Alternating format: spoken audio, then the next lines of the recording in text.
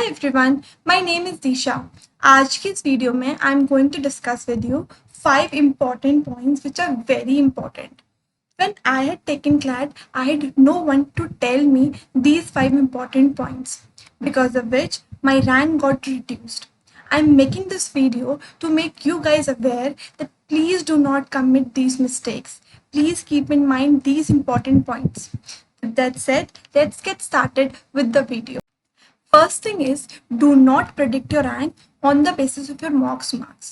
बहुत सारे बच्चे ये गलती करते हैं. इसकी वजह से क्या होता है, हम अपने एग्जाम से पहले, अपने डी डे से पहले अपना कॉन्फिडेंस, अपना मोराल इतना लो कर लेते हैं कि उस दिन हम कॉन्फिडेंटली परफॉर्म नहीं कर पाते. तो इसलिए please keep this point in your mind कि अपना मोराल हाई रखिए, अपना कॉन्फिडेंस हाई रखिए, उस दिन कॉन्फिडेंटली परफॉर्म करिए.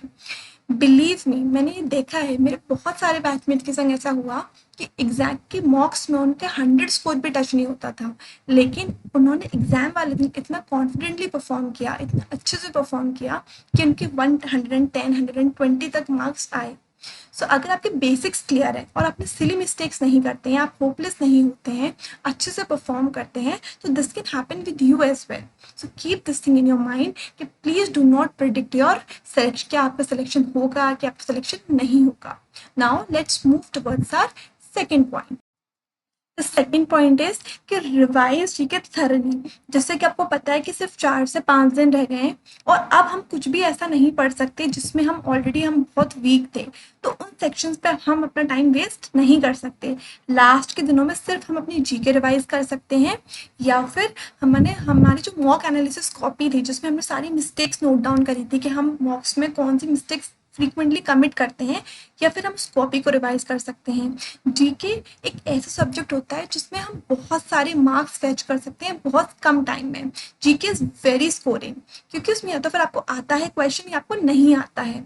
इसलिए आई एम टेलिंग यू कि अगर आप जीके लास्ट मोमेंट तक आप रिवाइज करते रहेंगे तो आप, जैसे कि एग्जाम आता है तो बहुत बार ऐसा होता है कि हम 2 ऑप्शंस में कंफ्यूज होते हैं, जिसकी वजह से हम नेगेटिव, हमारा अगर हम गलत ऑप्शन को ऑप्ट करते हैं तो हमारा नेगेटिव बढ़ जाता है. To prevent this I am telling you कि revise GK thoroughly in last दिनों में, क्योंकि इससे क्या होगा कि आप कंफ्यूज नहीं होंगे, आप जो भी क्वेश्चन अटेम्प्ट करेंगे आप उसमें कॉन्फिडेंट होंगे.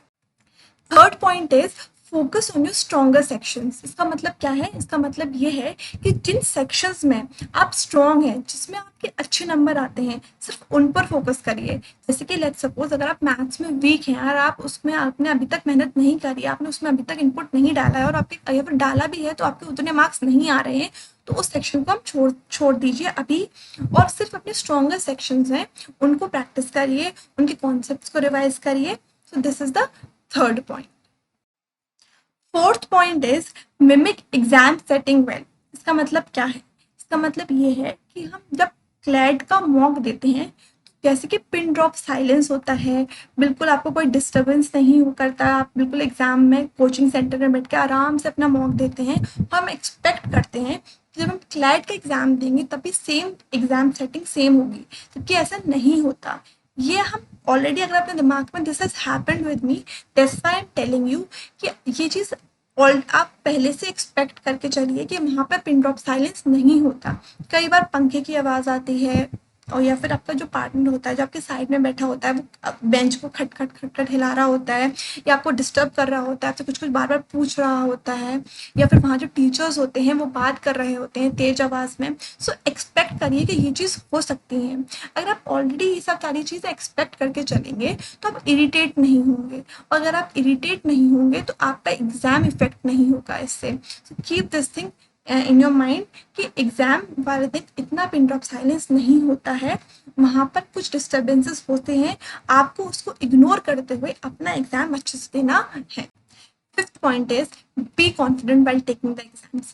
Why I am telling you? Because I've seen many students, I've seen many of my batchmates, I myself have faced this. क्या होता है, पूरी साल हमारी बहुत अच्छी प्रिपरेशन होती है, हमारे मॉक्स में बहुत अच्छे नंबर आ रहे होते हैं, हमारी टेस्ट सीरीज में बहुत अच्छी रैंक आ रही होती है, लेकिन एग्जाम वाले दिन हम इतना नर्वस हो जाते हैं, इतना पैनिक करते हैं कि हमारे मार्क्स, हमारी रैंक बहुत ज़्यादा नीचे गिर जाती है, क्योंकि हम सिली मिस्टेक्स कर देते हैं, नेगेटिव बढ़ जाता है. इसलिए keep this thing in mind. आपको अपनी प्रिपरेशन पे विश्वास होना चाहिए कि आपने मेहनत करी है तो आपको उसका रिजल्ट मिलेगा ही मिलेगा। सेकेंड थिंग जो मैंने देखी है वो ये भी देखी है कि क्या होता है कि जैसे कि अब सपोज करिए एग्जाम आया और आपने स्टार्ट किया जीके से और स्टार्टिंग के 10 क्वेश्चन आपको नहीं आ रहे हैं तो आप होपलेस हो जाते हैं और आप पूरा पेपर अच्छे से अटेम्प्ट नहीं कर पाते हैं। तो अगर आप पेपर देते वक्त अगर आपको ये रियलाइज हो रहा है कि पेपर डिफिकल्ट है, मैं नहीं कर पा रहा या मैं नहीं कर पा रही, तो उस टाइम ये सोचना है कि पेपर अगर आपके लिए डिफिकल्ट है तो पेपर सबके लिए डिफिकल्ट है, और अगर पेपर आपके लिए ईजी है तो पेपर सबके लिए ईजी है। आफ्टर ऑल ये कॉम्पिटिटिव एग्जाम है, तो इसलिए पेपर देख के घबराना नहीं है। अगर पेपर डिफिकल्ट आएगा तो कट ऑफ भी नीचे जाएगा, तो इसलिए पेपर देते वक्त अपना कॉन्फिडेंस हाई रखना है। So with that said, I have come towards an end of this video. I hope this was pretty useful for you, and keep working hard for your exams. Best of luck.